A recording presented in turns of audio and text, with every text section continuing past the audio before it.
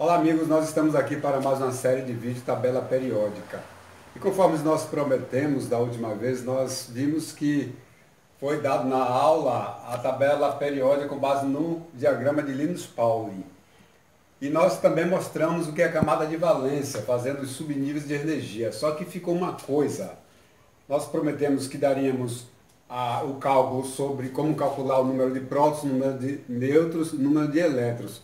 Só que nós vamos mudar um pouquinho hoje, nós vamos mostrar para você qual a diferença entre subnível de energia e camada. E qual a diferença entre camada de valência e subnível mais energético. Primeiro eu vou explicar aqui com um átomo escolhido, que é o bromo, para explicar o que são camadas. E daí eu virei explicar qual a diferença de subnível de energia.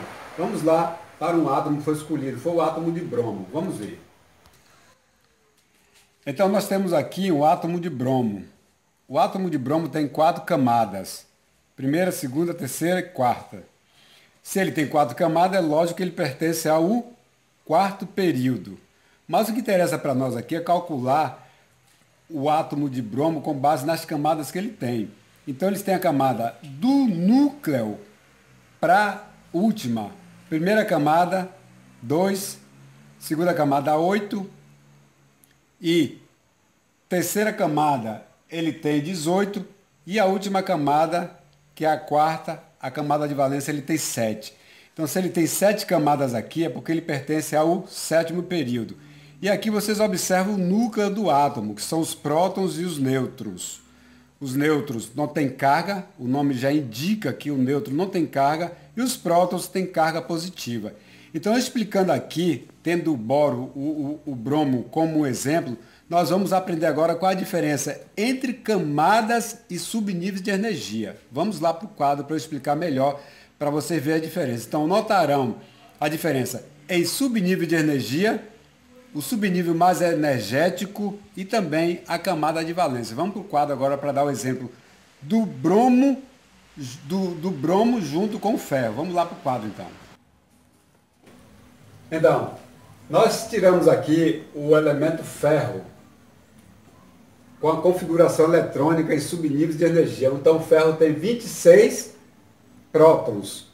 Se ele tem 26 prótons, que é o número também de elétrons, vale a pena salientar que o mesmo número de prótons é o número de elétrons, só que os prótons têm carga positiva e os elétrons carga negativa. Então, os prótons estão no núcleo e os elétrons estão nas camadas. Então, quando você estuda subnível de energia, você está estudando Linus Pauling. Quando você estuda a camada, você está estudando Niels Bohr, o dinamarquês que descobriu que os átomos têm camadas. Então, o aluno tem que gravar bem isso. Se eu estudo subníveis de energia, eu estudo Linus Pauling. E se eu estudo camada, que são KL, MN, OPQ, eu estou estudando Niels Bohr. A diferença é essa. Então vamos ver. Então o subnível de energia do ferro. 1s2, 2s2, 2p6, 3s2, 3p6, 4s2, 3d10. Seguindo esse diagrama aqui. Então nós seguimos esse diagrama, a configuração do ferro em subnível de energia ficou assim. Aí você pode perguntar, Josafá, qual o subnível mais energético do ferro? Gente, vale a pena salientar. Por que o subnível mais energético do ferro é o 3D? Porque é o subnível que tem o maior número de elétrons. Pode olhar. Aqui ele tem 6 elétrons. Então, na verdade, o subnível mais energético vai ser sempre o último. Qual o último subnível aqui da configuração do ferro? É o 3D6. Agora, se você fala qual a camada mais externa, que é a camada de valência do ferro, é 4s2. Então, o ferro tem na sua camada de valência 2 elétrons. Então, recapitulando, subnível mais energético, independente de onde ele apareça, vai ser sempre o último. Camada de valência vai ser sempre a última camada. Como é que você sabe qual é a última camada? Pelo número. Isso aqui é 4, a quarta camada. Então a última camada não poderia ser 3, nem 2, tem que ser a quarta. Subnível mais energético do ferro, 3D6. Camada de valência, 4S2. Isso em subnível. Agora aqui nós temos o exemplo do bromo distribuído em camadas de acordo com Niels Bohr. Então, a camada K do bromo, que é a primeira, tem 2. A camada L, que é a segunda, tem 8. A camada M, que é a terceira, tem 18. E a última, que é a N, tem 7. Então nós fizemos a distribuição eletrônica do ferro. E constatamos que em sua distribuição eletrônica nós temos o subnível mais energético, que é sempre o último, o 3D6.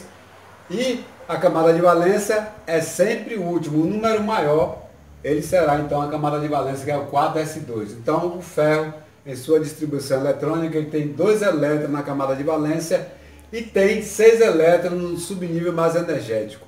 E nós agora vamos fazer aqui a comparação com o elemento bromo. Mas o bromo será distribuído em camadas. O intuito, na verdade, é fazer com que o aluno veja a diferença entre Linus Pauling e Niels Bohr. Essa é a diferença. São questões que podem cair na prova e o aluno já vai saber. Então, o bromo é um elemento que tem o número 35. Ele tem 35 elétrons e, portanto, tem 35 prótons. Então, a primeira camada do bromo, sempre, gente, saindo do núcleo, começa de dentro para fora. A distribuição eletrônica em camadas começa de dentro do núcleo para fora. A primeira camada, K, ela consiste de 2 elétrons. A camada L consiste de 8, a camada M de 18 e a camada N de 7. Quantas camadas o bromo tem? 1, 2, 3, 4. Então significa que o bromo está no 4º período da tabela periódica, conforme nossa mesa mostrou. Agora eu digo para você, na distribuição em camada, qual é a camada de valência? Aqui, diferente do subnível, vai ser sempre a última. Então o bromo tem 7 elétrons na sua camada mais externa, que é a camada de valência.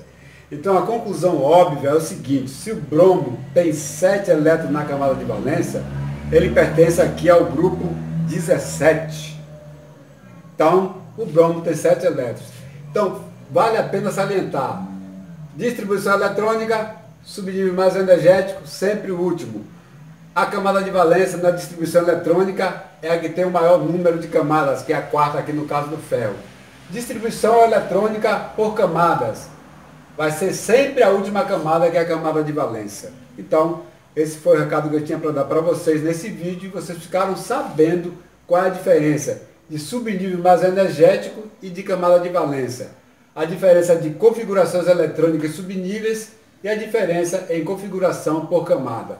Falamos de Linus Pauling e falamos do dinamarquês Niels Bohr.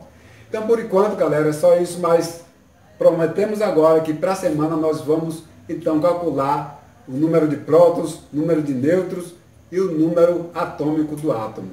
Então, galera, era esse recado que eu gostaria de deixar para vocês. Foi uma aula muito instrutiva. Gostaria que vocês ativassem o sininho de notificação, desse seu ok, desse seu like e também inscrevesse no nosso canal para que vocês possam observar vídeos futuros que nós trataremos. O nosso próximo assunto, podem escrever aí, será como calcular o número de prótons, o número de nêutrons, o número de elétrons em um átomo, em um elemento da tabela periódica. Muito obrigado e gostaria que você se inscrevesse no nosso canal e até a próxima.